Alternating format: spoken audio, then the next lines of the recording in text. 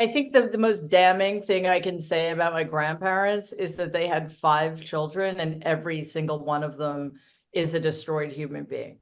I Yeah. mean, that's how horrific it was to grow up in that family. The reason so many of us struggled in this family was because we didn't have any sense of self-worth, and our feeling of being unloved came from the people who should have loved us unconditionally. Right.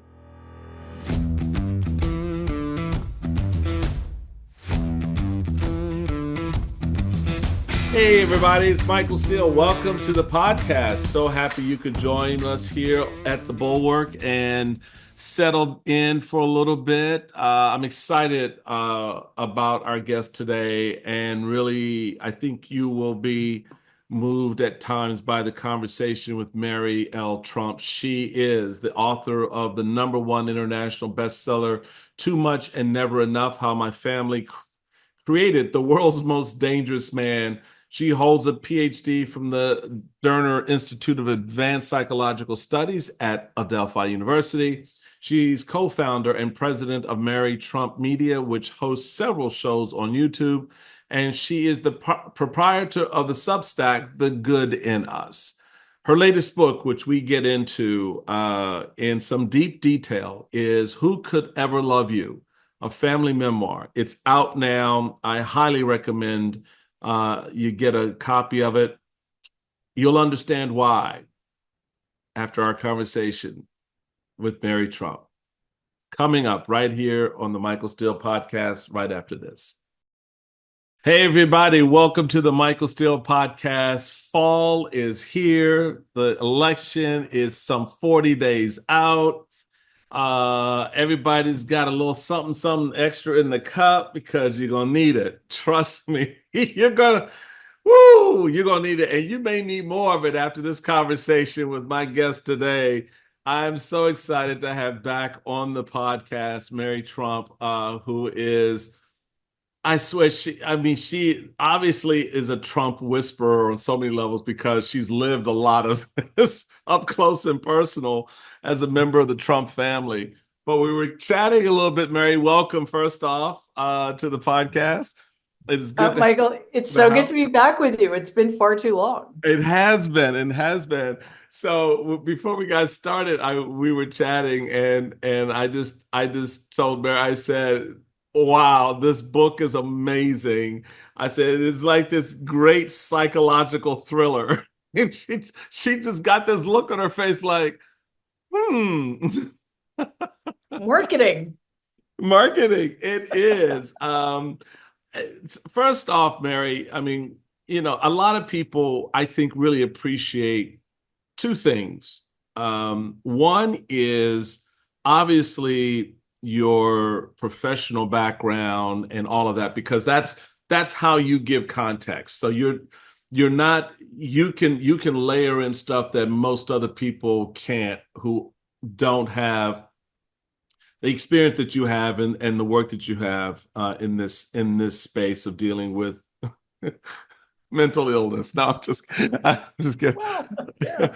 but but more importantly, you've seen a lot of these traits and behaviors and things that you talk about and write about up close. And what struck me when this book came out, the first thing that hit me upside the head was the title.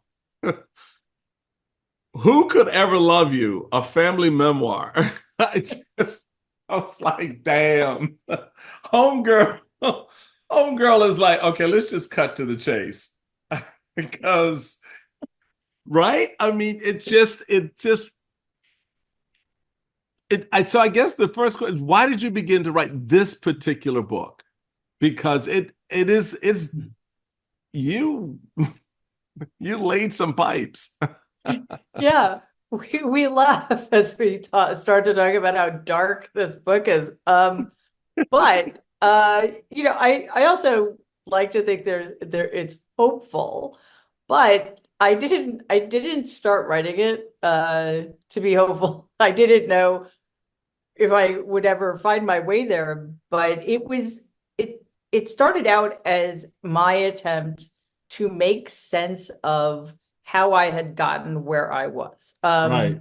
You know, as you know, my life changed drastically in 2020 with the Yeah. publication of my first book. Yeah. I went from being an extraordinarily private person who had nothing to do with my family to being, on TV every night and just, getting to meet like the coolest people and be part of really important conversations.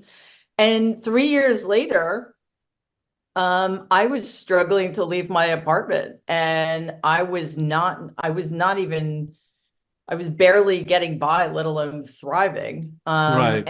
And by that time, COVID has sort of faded into the background and everybody else I knew was out in the world and making the connections that they'd been making via Zoom, but in real time, in person.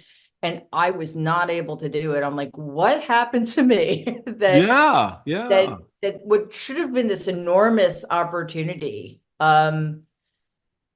that I was completely unable to do anything about it, that I was squandering it. And as I say in the book, it felt like I was killing myself with isolation Right. and self-loathing and all of the things that come with having a complex post-traumatic stress disorder and unresolved trauma. So that's where I started from. It wasn't about anything else. But then the process of writing a book actually is very instructive, and I learned a lot, not just about why I was where I was, but and I don't mean this to sound grandiose, but like kind of where we were as a country, having been so divided and isolated and dealing with people who were just trafficking in the most unspeakable cruelty. Right. And it's like, wait, that's what it was like to grow up in my family. Maybe I have something to say about that. You don't put everything that's happened in your life in a book, but you Right. put a lot in here. And it comes from some very personal spaces up front. And so I think that title of the book, Who Could Ever Love You, is not just a reflection of Donald Trump per se, but that's a question you sort of tag to your dad. I mean, really early in the book, you talk about, and we'll get into a little bit about, his holding a gun to your mother's head, kind of, So what is it about these men? Your dad was Donald Trump's brother, right? And then of course, Daddy Trump. Um, what was what happened there that sort of created these people who, while very successful and all, and as you, however you define success, just had this very dark side to them. Yeah, and that actually is one place I started from because obviously I had to sift through the family history from a different angle. Like the first Right, book I consider a psychological history of a family. This is a memoir. This is very personal, as you said. And I one of the places I started from was we are so broken and what's reparable and what happened. So what's really fascinating, and I actually just thought of this, or I just articulated this to myself as you were asking the question, is that my grandfather, who was a sociopath, and I mean that clinically, he was a hmm straight up sociopath, had two sons. And at the beginning, he only cared about one of them. And that would have been my dad, who was the oldest son and namesake, who was very much expected to take over the family empire. Right. right, And Donald was 8 years younger. My grandfather had five children. He didn't care about any of them except my dad. And he only cared about my dad insofar as he was going to fulfill his function right, as heir. For various reasons, my grandfather found my father wanting. He had interests outside the family business. He was a very talented boatsman and fisherman and an excellent pilot. He was funny. He was kind. He was generous. He was outgoing. He had friends, and he was also quite sensitive. So eventually, my grandfather rejects Freddie and turns his attention to Donald. So let's pause there. He rejects Freddy because Freddy had moved himself outside of the control of his Actually, father to some degree by having these other interests and sort of asserting a different personality of yeah, I mean, sorts. my dad had every intention of being the person my grandfather wanted him to be. Right out of college, he joins the family business. And my grandfather, I think, had already decided that my father was not the right person Ah, because, as you say, he wasn't outside the control of, unfortunately, but he did have other things. Like he didn't eat, sleep, and breathe real estate, right. and he had a relatively normal life. And he also, though, I think, was dismissed because my grandfather did not see the killer in him. My grandfather wanted his sons to be killers, and my dad was not one of those at all. So he made it Was your really clear. grandfather a killer? Did he consider himself to be? I mean, you know what I'm saying? Everyone has this thing. It seems, I mean, because there's a lot of projection from Trump and a lot of projection from his sons, right? So Yeah. that whole like macho, I'm a big and rough, tough guy. But dude, you skirted the Vietnam War because you had bone spurs. A tough guy would have sucked it up, ignored the bone spurs, put on the damn boots, and fought. But so was that sort of more bravado than actual killer? It's such a good point because one question to ask is, you own rental properties in Queens and Brooklyn. What do you need to be a killer for? I mean, come on, man. So yeah, like, why? There was no reason behind it. It's just that I guess he had this idea of what he wanted his son to To be. be right. And ironically, because as we know, Donald is a very weak, pathetic loser. Um, Yes.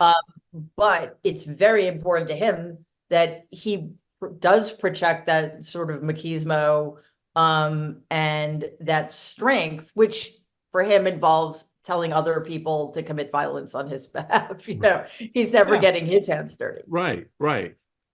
So the great irony is that, because my dad was, an actually decent person and a kind person, gun notwithstanding, and we'll get to that. He was rejected, and my grandfather made it clear that there was no role for my father in the family business. He was not going to delegate any responsibility to him. My dad got frustrated, and that's when he decided to try his luck being a professional pilot for TWA. In the meantime, Donald is still in college, but he and my grandfather became very close when Donald was at military school. When Donald was very young, he was, I mean, like 2.5 years old. He was very neglected. My grandmother was extremely ill and was kind of out of the picture emotionally and physically for about a year. It's a Hmm. very terrible time to be abandoned by your primary caregiver. Right. And, so he was left to the mercy or the mercilessness of his father, who, again, was a terrible person who had no interest in So the man children. couldn't get a nanny? So, my great grandmother was For those of around. you driving, the look Mary just had on her face was was priceless. Come on, he only had hundreds of millions of dollars. Right? Like, dude, get a nanny. Your wife's ill. Get a nanny. Yeah, his mom lived nearby in one of his buildings, and she was around, but she was also a very cold, unaffectionate person. So I'm not sure how much she helped. So Donald had to develop these very strong defense mechanisms to fend off like the terror and the loneliness that he was feeling. And those ended up actually becoming the traits we see in him now, Yeah. the bullying. the self-aggrandizement, Uh-huh. the willingness to do anything to be considered the best, the what have you. And as he grew older, other people, it's like those things really turned other people off. But Right. my grandfather found them very attractive. Interesting. So you've got this patriarchy, right? Yep. With your grandfather there. You've got Freddie and Donald, the two sons. There there are three other kids that Daddy don't really give a shit about, which Exactly. is interesting because when you look at Donald and his family, he's got the one daughter, Ivanka, that he cares the most about, and the rest of them he can basically give two shits about. Especially, especially poor little Tiffany. I can't even begin to explain Tiffany's storyline because it is virtually non-existent in terms of what people know about the Trump children. And Yeah. that's largely because Donald Trump has rarely said or done anything publicly with her. Hmm. So that makes so much sense what you describe about how your grandfather just sort of moved off of your dad onto Donald, and your dad basically was like, okay, whatever. Yeah, I guess he's a son because there was a sperm thing, but otherwise, I don't recognize him. And when you look at all the drama that we're starting to touch on, is that where this title of the book comes from? Because for me, it seems to be the understory, the line, the through line to all of the scenes that you talk about. That how could anyone ever love these people? I mean, because they don't love each other. Yeah. I mean, I think the most damning thing I can say about my grandparents is that they had five children and every single one of them is a destroyed human being. I Yeah. mean, that's how horrific it was to grow up in that family. Growing up in the next generation wasn't that much better, but actually, although you're right, and one of the reasons I picked this title was because it does work so well on so many different levels, is it actually comes from my very first piece of hate mail that I received in fifth grade. Um, and you know, it I went to a very small private school where everybody, all of my, both of my aunts, both of my uncles had also gone to. Uh-huh. My dad didn't go there, but my brother, my cousin went there, and my grandfather was on the board of trustees there, which is why we went there, probably. Right. And this letter was written by a child in a child's handwriting, but it was clearly dictated by an adult. And it was essentially how, nobody really gives a shit about me. It's just because my grandfather is Fred Trump. And if it weren't for that, I'm just a terrible person. And who could ever love Mary? It was terrible. It was terrible. I Wow. was 10 years I old, 10 sent years it to a old. 10-year-old. Yeah, but and it took me years and years and years to figure this one out. The real question is, why did my mother show it to me? You know, I never needed to Ah, know it existed, yeah, right? that's right. Most And parents would have shielded their child from something like that. they would have gone to the school and spoken to the Right, and principal. said, okay, yeah, this looks like it was written by a child, but it was clearly dictated by a parent, right? Right. So I shouldn't be laughing. It was actually quite horrible. And it changed things But for it me. just it's healthy for you to laugh about it. Yeah, It we have is. to laugh. You do, We because we sometimes really do. that's how you deal with the pain. Yeah, exactly. Because I mean, there is an absurdity to it in a way. It's like so extremely bad parenting. Like you just have to be mystified. But it was a very small school, and like, I, it could have been somebody I thought was a friend of mine. So in thinking about that as a title for the book, I realized that it's actually the reason so many of us struggled in this family was because we didn't have any sense of self-worth, and our feeling of being unloved came from the people who should have loved us unconditionally. Right, And right. that totally worked for my father and my aunts. and even Donald, because although obviously my grandfather found Donald to be of great use, there is no universe in which you could say Fred Trump loved him because Right. Fred Trump didn't love anybody. Yeah. That and is that why your dad uh is you talk about how much he loved trips, right? Loved to take these trips Mhm. and they became sort of the escape for him in some respects of having well no I guess your grandfather when Donald was born, right? And so he wasn't really into the whole having a son thing, or because I'm thinking back. Let me just pull up my notes. I was thinking about where you talk about um, Freddie had another new boat, which he christened Huggy Bear, a term of endearment he used for Linda. He kept it in Harbor on the south shore of Long Island, and he and Linda would sail east to Great South Bay and sometimes along the inland and so forth. These trips became Freddie's escape from the pressures of a newborn son in Jamaica and his father Mhm. in Brooklyn. Yes. Um, my dad, again, right out of college until 1964, he worked for my grandfather at Trump Management with every intention of being the next in line, right? But it was so, my grandfather was so contemptuous of him.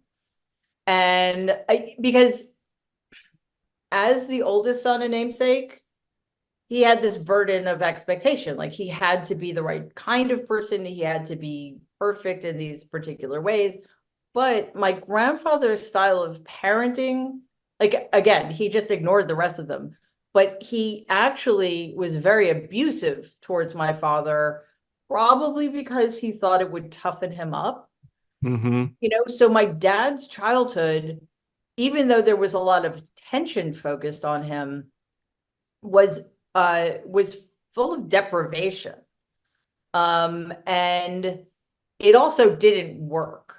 And when my grandfather realized that, that's when things really went south. And because thankfully my dad had these other skills, he was able to get away, and Montauk became one of their favorite destinations, and he knew he was a pilot, so he would fly them to Bimini for the weekend. And then again it all just kind of came to a head, and my dad was so miserable that, I mean, he had to have been really miserable, because standing up to my grandfather and Right, also telling him that right, my dad telling his dad that he was going to quit so he could go do this completely different thing for which my grandfather had nothing but contempt is a good indication of how bad things were. And what made it really awful is that on the one hand, my dad goes to follow his dream. He becomes a professional pilot flying 707s yeah, from Logan to LAX for the second biggest carrier in the world and the most glamorous. Howard Hughes was the own TWA. right. And, flying pilots were rock stars at Of the dawn of course, the day, yeah. It's a big right? deal. It could have changed his life in a positive way. I've spoken to other pilots who flew back then, who said that by the time he was 30, my dad would have been flying 747s internationally. There was there were two people, however, who thought it was a bad idea. My grandfather had nothing but disdain for my father's chosen profession, and actually referred to him as a chauffeur in the sky, Wow. and a glorified bus driver. Wow. Wow. So yeah, yes. Wow. And never stopped telling my dad that the only way for him to make it right and be a man was to return to Brooklyn and work for his father again at Trump Management. And it was that summer, my dad and mother and brother lived in Marblehead, which wasn't too far from Logan. That's when my dad started drinking, and his drinking went out of control. So he actually got to the point where he couldn't fly anymore, even if he Oh, had wanted to. oh my God. So that that's sort of the backdrop to the scene where you talk about, quote, my father who had backed himself against the double chest of drawers was pointing a rifle at my mother and threatening to blow her head off. She sat on the bed, leaning as far away from him as she could, her hand held up in front of her face. He was out of his mind with drunkenness, and the laughter injected a note of perversity that I think terrorized my mother as much as the presence of the gun. Yeah, that was the last time my dad lived with us. I was 2.5 when that happened. That's my first memory. Like that's the incident that brought me into recorded time, you know. Yeah, Uh, and I think obviously it was traumatic. I don't have any feelings about it. It's like a flashbulb memory, you know. I remember it in great detail, but I don't remember feeling anything about it, although I'm guessing maybe because I didn't really understand what was going on as much as I remember it. And you know, I talked to my mother about it years later, and it did indeed happen exactly that way. But that's who I knew as my father. I mean, I knew hmm him in other ways too. Generally speaking, he was gentle and sad and an alcoholic. So basically, the guy whose friends adored him, who was a pilot and a boatsman and a funny, just generous guy, didn't exist by the time that gun incident happened. He was gone. yeah. And when I read that part of your story, I couldn't help but flash back to my own upbringing. My dad uh, was an alcoholic, an abusive alcoholic, and one of my first memories as a young kid about he died when I was 4 from cirrhosis of the liver. And Wow. to tell you how much he drank, he was 36 years old. Wow. And I remember when I was about 3, and this is why, because you go on and you talk about um,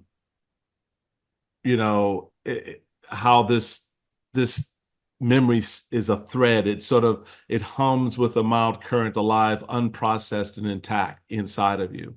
And that was very real for me too as a young boy. And I remember one episode. I cannot piece together everything that happened before, everything that happened, but I do remember this one where my I was sitting in the hallway, um, playing with tufts of my mother's hair that my father had just pulled out of her head in a rage. She was in the kitchen crying because I could see her, and then she comes and picks me up, and then the memory just goes. And so I really, I don't think people understand how those things really impact children, families, and how those memories kind of stick. And then you think about the storylines. My dad, very much like your father, otherwise very productive, otherwise very creative, otherwise just a great guy to be around. But the demons within, either self-created or created by others, drives them to this point. Yeah. And that, in the early part of your book is for me a very, very profound aspect of your story about how you're caught in this world where all these demons are acting and impacting your life, your mother's life, family, and I think a lot of it today, people look at Donald Trump and they don't fully appreciate what drove him and drives him. Um, from a very early age. I mean, when your parents basically neglect you and reject you, and then somehow, okay, well, you're my second choice because the other one isn't working out the way I wanted to, Right. all of that stuff, all Right. of that drama just kind of comes landing on their laps. And, you can, at least how I can see you're seeing those patterns of behavior passed down among the generations from your grandfather to your father to his, to your uncle. Um, what other cycles that you observed within your family? I mean, because you talk about, it's because it sounds like your father, but for daddy rejecting him the way he did, probably the alcoholism never would have material. It may have, may not, but more than likely not. I mean, because Right. that there's a trigger there. I mean, and what were some of those triggers that you saw that Yeah, became I mean, manifest? it's such a great question. And also, just hearing your story just should remind all of us how many people have experiences like that, Yeah, how much trauma there is. Um, and for many, many people, unrealized, unacknowledged. yeah, And, you know, I just want to say this because I think it's important and we could talk about it more later, but I don't think we can discount how much all of that has led us to this moment where hmm, we've been re-traumatized just by what's going on in this country over the last 8 years, right, whether it's the political stuff or COVID or the fact that we're continually fighting this rearguard action against fascism and the divisions and the isolation, all that. You know, if you don't grapple with the original traumas, the ones that come next have an even worse impact on you. And yes. It just that's because America. it just piles up on you. Yeah. It does. It doesn't stop. And then it makes it harder to deal with Right. because, now you've got this massive ball of drama that just seems terrifying. But when it comes to other patterns, I think, one of the reasons, and this was true for everybody except Donald. Both of my aunts, my dad, and to some extent my uncle Rob, who was the youngest, and also, by the way, a horrible human being, Mm. um, were constantly desperate to get their father's approval. And I Hmm. think that happens in a lot of abusive families when, like, it's much easier to think you're the problem than that your parent is the problem. And it's almost impossible as a child to think, well, my parents don't love me, so it doesn't Right. matter. Of Doesn't course, matter. you need to think they love you. You need, like my dad in particular, but this was also very true of my Aunt Marianne, desperately needed to figure out how to get their father's approval. And that one of the tragedies of their lives was there was literally nothing they could do. My Hmm. dad, because he was who he was, and my Yeah. grandfather didn't appreciate anything about him. And Marianne, because she was a girl. Right. My Aunt Marianne, with whom I also have serious issues, but she was a federal court judge. And she was appointed by Reagan and elevated by Yeah. Clinton. And at her swearing in, my grandfather said to her, well, at least you'll have good benefits now. Like he couldn't have cared less because it was her. You Wow. know? Wow. Yeah. And So but think about, but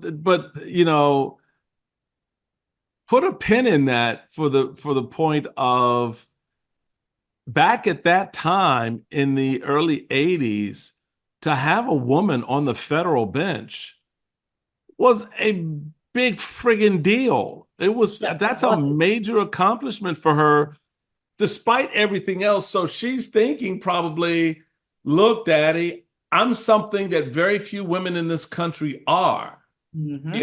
And he's like, well, at least you get good federal benefits. You get good benefits. Yeah. And I had many conversations with her years after my grandfather was dead. It's like she was still trying to get his approval. Yeah. It's just very sad. And again, especially since there was no way he was going to give it because he just didn't care. How did all of this Donald, on impact? the other hand, uh, didn't just got the approval without having done anything except be his worst self. So well, there but you go. wait a minute. But that's probably grandfather saw something that he liked. So yeah, that actually kind of makes sense. The more, to use this term, depraved the behavior, or the the lack of sensitivity and empathy, and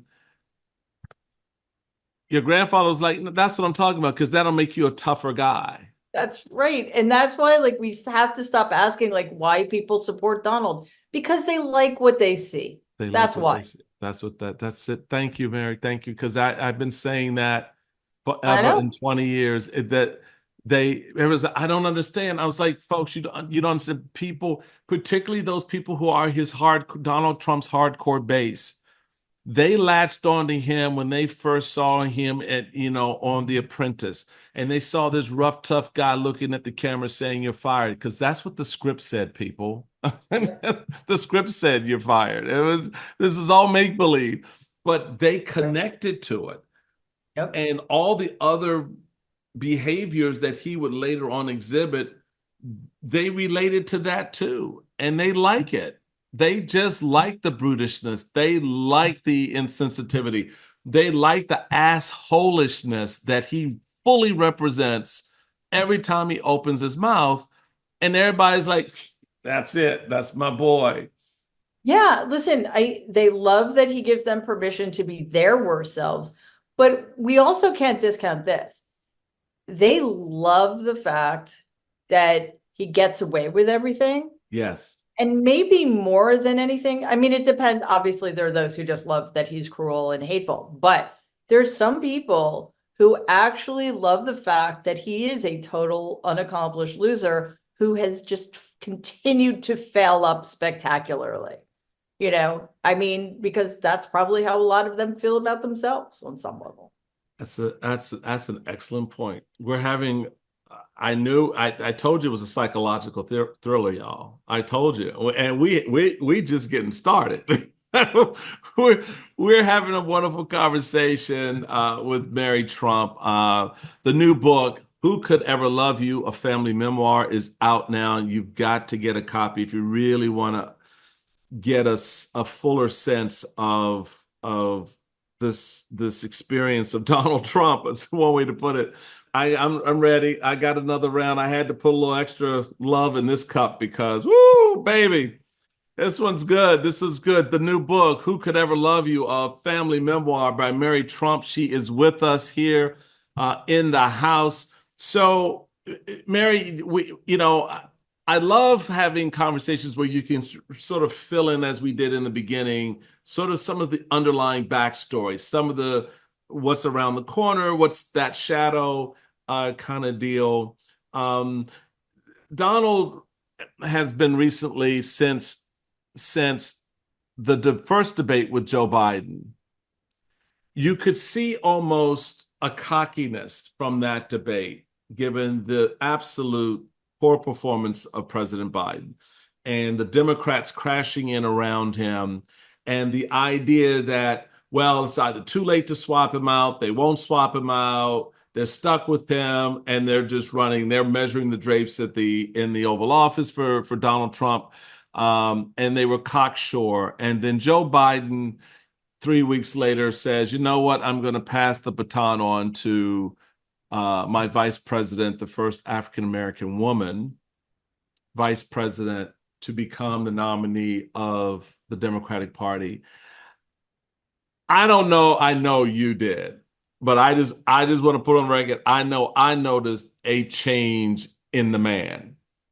Mhm. He doesn't know what the shit to do with this. He has no clue right now what to do with this woman in front of him who stands up to him, as we saw in the debate. And my point, I said, and I still believe, she won that debate the moment she walked on the stage, because Mhm. she walked over to him. He was not going to her. He was not going to come, as candidates do, to the center of the stage, shake hands, say hello, and then go back to their respective podiums. He went to his podium and stood. Mhm. She comes all the way over, extends her hands, and says, Kamala Harris. Mhm. And the look on his face, he looked down. He didn't look her in the eye, just sort of glanced, didn't have that real, manly handshake and firm eye contact, right? None of that. For 90 minutes, did not say her name. For 90 minutes, did not look at her, in her direction. What did that tell you? Uh, it was a glorious thing to behold, I have to say. I've been waiting for somebody who actually had the power to bring it to him in that way. That's I interesting. literally have never understood why nobody has. He's so, and I don't at all mean to say what she did was easy. It wasn't. Right. What is easy is to get under his skin. Uh, the brilliance of what she did is she did it constantly, she did it Yeah. effectively, and she did it while also talking about policy and making the case for herself and against him. So there was a whole lot going on. Um, I it's not that I disagree with you exactly, but I see it a slightly different way that gets us to the same point. Okay. When I didn't want her to shake his hip, not for tactical reasons. I did not want her to have to touch him. But especially considering the fact that he was hiding, he clearly was not going to go meet her halfway and didn't want to meet her at all. When she strode across that stage and basically forced him to shake Yeah. her hand, and as you pointed out, he did not do his power move. You know how sometimes you shake somebody's hand and he pulls them Pulls them in? in. Yes. Yeah. And it's violent and it's creepy. He didn't do that because she so befuddled him. I don't know that she won the debate there, but she set the tone for the debate there. Hmm. She won the debate for the first time when she talked about his rallies Yes. and inflicted a narcissistic injury so deep he will never recover from it. I mean, it was That's going to just like, stick. That's a good point. That will stick in his because that's his imprimatur. That's his signature that everybody loves him because they come to the rallies. And so now you're seeing videos of people leaving his rallies because, as she said, they're bored. mhm, mhm. Yeah, And she nailed it. That's been happening for a long time. And they're bored because he repeats himself ad nauseum. He has nothing new to offer. It's all about his grievance. And she pointed that out too. He's not talking about you, the voters. He's talking about himself and how bad things are for him and how terrible everything is. And also, he goes off on these delusional tangents and he talks about fictional characters as if they're actual people, except for the diehards. Like, what possible reason could anybody have to go to a Donald Trump rally anymore? So she hit him where he lived in a way that was just perfect because that made it impossible for him to recover or to respond intelligent, not well, he can't respond intelligently, coherently, shall we right, say, to right. anything. It was a babbling mess. And she made more salient points. She made points more important to what's at stake in the election. The generals thinking he's a disgrace, et cetera, et cetera. But because she landed that first very effective blow, he was never able to bounce back or fight back. It was stunning. So, So so your estimation, there will not be another debate between him and her. I it's hard for me to imagine the circumstances in which that would happen because, Donald Trump is very good at gaslighting himself, but he knows on some level that it was a terrible night for him. And I just want to say something very quickly. He had a terrible debate against President Biden as well, but we have very different standards for him. Right. Apparently, well, we don't need to get into that, but being quiet and stumbly is apparently worse than being an outright fascist when it comes to debates. So there you go. But the double standard didn't apply here because he was the one who just seemed completely unhinged and weird and all that other stuff. So he knows that on some level. But the thing is that so much of Donald's ego is in the service of protecting himself from not real knowledge about who he is. Right. So it's very difficult, at least on a conscious level, for him to acknowledge that he lost so badly. And not, he lost because she won, but he also lost because he lost. You know what I mean? So he always thinks that he can spin things his way. I think it's again highly, highly unlikely. I would love to see them debate again. I would too. Oh my God, Yeah, there's not enough popcorn on the planet for that moment. I think his campaign team would shoot him with a tranquilizer gun and tie him to a chair to prevent that from happening. Metaphorically speaking. Of course. They slip a little something in his Yeah. bottled water. Yes. Elephant tranquilizer, probably. So as I go to ask this next question, I just want to set it so people really understand. I referenced earlier your professional background in writing what you write, the way you write it, and bringing an additional level of analytical insight to the mind and character of the men in your life, your father, your uncle, your grandfather. You hold a PhD from the Derner Institute of Advanced Psychological Studies at Adelphi University. Mhm. And fully putting that hat on, um, everyone has made a big deal about the cognitive abilities of Joe Biden.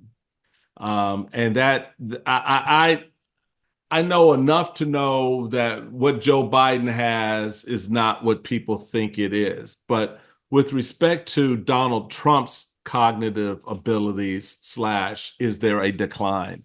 What are your thoughts there? And in terms of the behavior, especially that you've witnessed in the last, since he's been out of office, especially in the last 4 years. Yeah, and I just want to say very quickly, this was before the first debate between President Biden and Donald. A neurologist explained it this way: the difference between Donald and President Biden is aging and Donald Trump is dementing. Yeah. And he meant, clinically. Right. And that makes sense to me. There may be something else going on with President Biden. I hope he's okay, but he's not running. So, Right. Right. that's right. That's So, that. yeah, I mean, still best president in my lifetime. So they're not bad for an old guy. Right. Donald Trump, on the other hand, there's definite evidence of cognitive decline. You could look at any remarks he gives and see that he engages in a lot of paraphasia. He loses words. He uses words that sound like the word he wants to use, but isn't quite that. He goes off on tangents that make absolutely no sense at all. And that's new. I mean, Hmm. the steepness with which the decline is happening is new, Hmm. but the man has never been fit for all sorts of reasons, but because he has for decades now had very, very serious and untreated psychiatric disorders, Hmm. which, if you're sick in a serious way and you don't get treatment, you're going to get worse. They get worse. So that's part of what's happening too. He never should have been in the White House 8 years ago. That's a tragedy. That's a shame, actually. This country may never get over. All right. But the idea of putting him back in now, when in addition to the psychological issues and the limited emotional scope of his, and now the cognitive issues, would just be, I mean, a self-inflicted wound, which would just would destroy us, Right. actually. So I wanted to play for you a little bit of sound from his recent rallies, and there are two aspects of this that I wanted to focus on because I thought they were important to what a potential second term could look like, um, and what it would say to you. So the first is from his rally where he's talking, he's giving a direct message to women, okay? Because he wants women to know something about him and what he hopes to do. But I think they like me because I represent something that's very important. I make this statement to the great women of our country. Sadly, women are poorer than they were 4 years ago, much poorer, are less healthy than they were 4 years ago, are less safe on the streets than they were 4 years ago, are paying much higher prices for groceries and everything else than they were 4 years ago, are more stressed and depressed and unhappy than they were 4 years ago, and are less optimistic and confident in the future than they were 4 years ago. I believe that. I will fix all of that and fast, and at long last, this nation and national nightmare will end. It will end. We've got to end this national nightmare.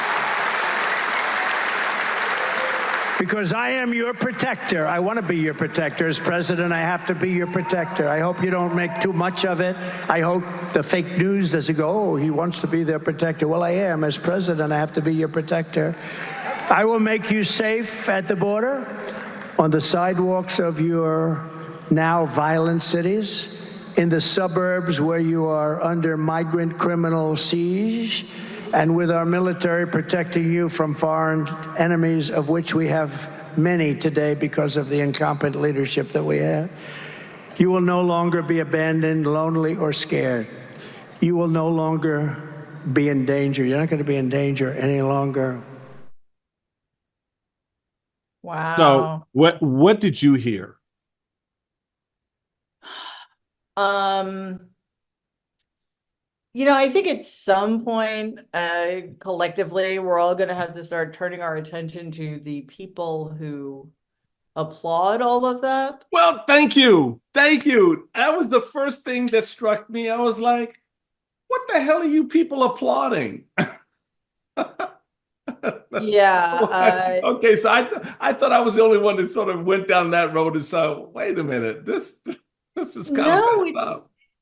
I don't know if you heard, but the crowd at a JD Van, well, not a crowd, like 5 people were probably there, but a reporter asked him about the Fed lowering interest rates and people booed. Like, Right. that's good for you guys.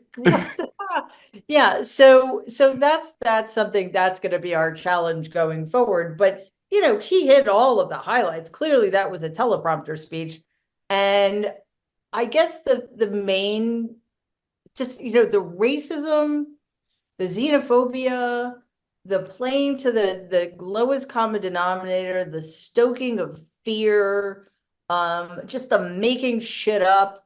And but the most offensive thing is, how dare he talk about women as a protect. First of all, just the patriarchal creepiness of that. But this Yes. is an adjudicated rapist who's been credibly accused by 23 women of varying degrees of sexual abuse and harassment. Hmm. How dare he? How dare they? How dare the corporate media continue to fail us by not pointing things out, by normalizing him, by talking about, his policies or his campaign schedule? The guy is a traitor. He's a convicted felon, and he wants nothing but harm to come to this country because what does he want? He wants to stay out of prison and he wants to enrich himself, and that's it. That is it. And so then this next one, for me was even more interesting and telling, consistent with the first, but I'd be interested to get your reaction to this one. We didn't have one terror attack during my administration. With all the terror attacks all over the world, we didn't have countries fighting each other. They wouldn't have done it without my permission. They would call me up to ask whether or not they could go to war with some other country. And I said, you can't do that. And if you do that, I'm going to put big, big taxes all over your country. Okay, we won't do it. And they'd call me up the next day. We've decided not to go to the war. So outside of the bald-faced lie that there were no terrorist attacks while he was president, okay, so we just set that aside because, okay. But then the fact that presidents of countries would call him up and say, can I go to war with so-and-so? Can I get your permission, please? Please, sir, please. And he's like, no, because if you go to war, I'm going to have to tax you. I'm going to have to tax you heavily, very heavily, verily, bigly heavily. And they go, oh, okay. Thank you, sir. I mean, don't even. Mary, help us understand. What the fuck was that? At this point, I mean, he's such a small, tiny little man. And, of course, nothing he said was true. Nothing. Nothing. Nothing. And to have to, I'm like completely tongue-tied, but this is the problem. Yeah. Where do you start? Yeah. Where do you start? And it's almost like it isn't enough to counteract the untruths, because in a weird way, that's playing his game. Mm-hmm.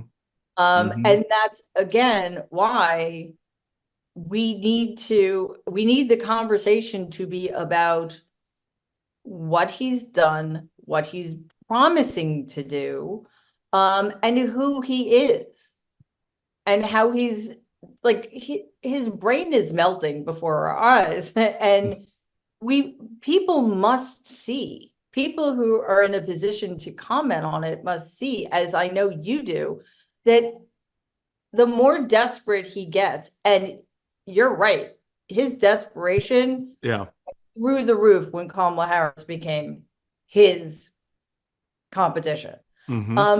The more out of control his cruelty gets, the more grandiose his plans to harm us and to harm vulnerable communities in this country get.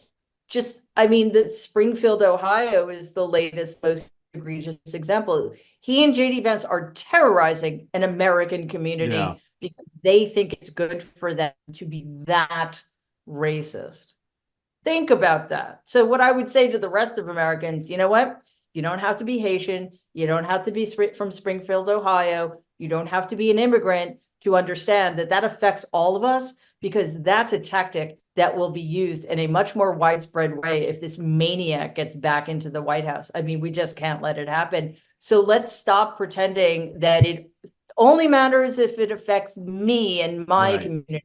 Right. No, it's all of us. It is all of us. It has always been all of us. I was recently at a university, two universities, and talking to students and making that very point, that we cannot isolate ourselves from the actuality of what's happening in front of us and pretend, well, that's someone else's problem. That's not happening in my community, so why should I care?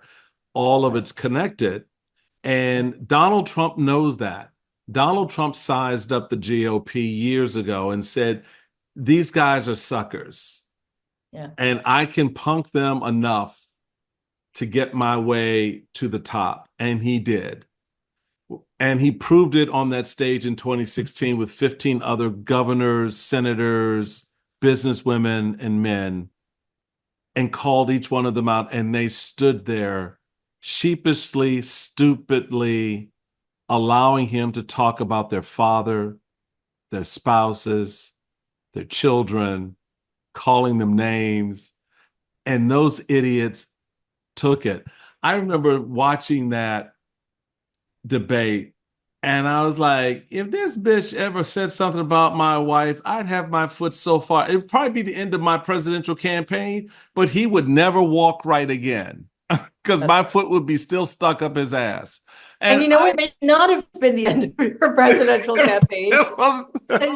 So many, that's why like so many people were happy that I debate. It's like finally somebody punched him in the face. Yes. Metaphor. Yes, no, that's exactly right. But that's the bully syndrome that everyone seems to be trapped in. We are in many respects those 8-year-old, 7-year-old kids on the playground being bullied by the 10-year-old Yeah. and and not recognizing that collectively we can jump his ass. Right? And just like, all Right. for one and one for all. I mean, seriously. And Yeah. yet we don't. And it's been my frustration with my party and its leadership that have literally bent over and let him just have at it. And I'm just like, what the hell is your problem?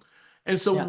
which is why in so many respects, as I've already shared with you a little bit of the catharsis I got from reading your book, this book in so many ways is it yes, it is a psychological thriller. And the more I think back on it, it is, but it is for a lot of the right reasons too, because it does make you think about, well, man, why have I allowed? Because if you really are writing about us, your story in some respects is our story too.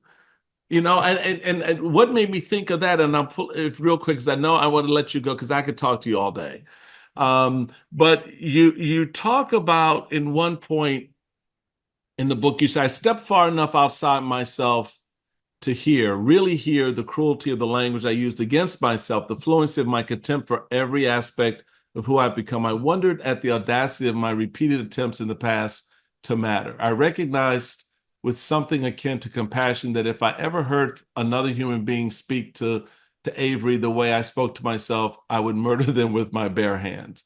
What was Yeah. that Avery's my about? daughter. Yeah. Yeah, Yeah. It was just this recognition that I can't, we as human beings cannot live full, happy lives if we are full of self-loathing, and that we shouldn't have a double standard. Like it shouldn't be okay for me to speak to myself in a way I would never speak to another person, or that I right, would never allow another person to speak to my daughter, right? right. And it does feel like that's the divide now. Like Republicans love that. They just love it. And and Democrats have taken far too long to accept that old rules no longer apply, and Right. we are on a completely different playing field now. Mary Trump. Like I said, I could, this, we could do another hour of this. This has Good. been so refreshing on so many levels. It is an incredibly insightful and important, timely book. Um, Thank you for sharing that side of your story. Um, and sort of giving us some insights to uh, what's happening in front of us and why some of these things play out the way they are. And it's I know it's hard for you to do this though. I mean, it's probably cathartic, yeah. Just kind of put it on paper and kind of write it. She said, well, maybe so, maybe not, maybe.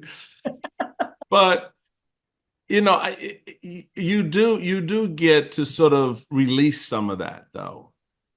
Yeah, yeah, and it does help knowing that some people at least will be helped as well. Right. They'll feel that their experiences have been validated. Yeah. Because I think we all have been through a lot together. And I'm just really grateful. You've been so kind and generous, and this has been great. And I would love to have you on my show one of these No, days. I'd love no, done, done. I Excellent. will when I send this to the producer, I will make that note. Okay, book it. Let's get it done. I would love to come on I will. and chat with you and to share a few stories That's amazing. from my side of the table. Who Sounds Could amazing. Ever Love You? A Family Memoir by Mary Trump. It is a deep read. It's a good read. We thank you for sharing it with us.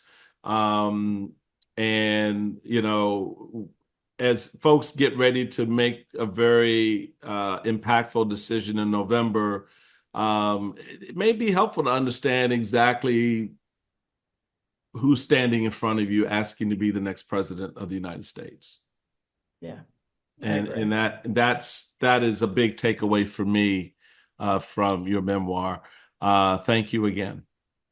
Thank you, Michael. All righty, folks, that does it for our time together.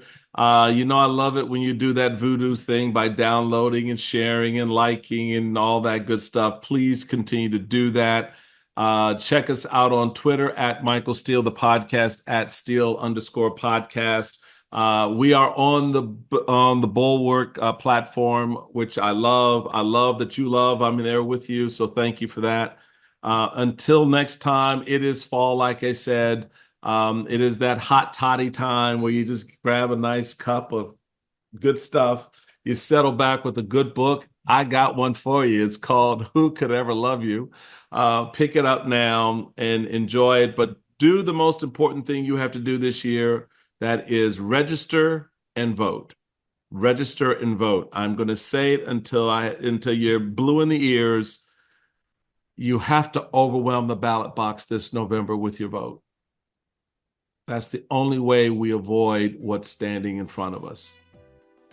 Overwhelm the ballot box. Until then, be safe.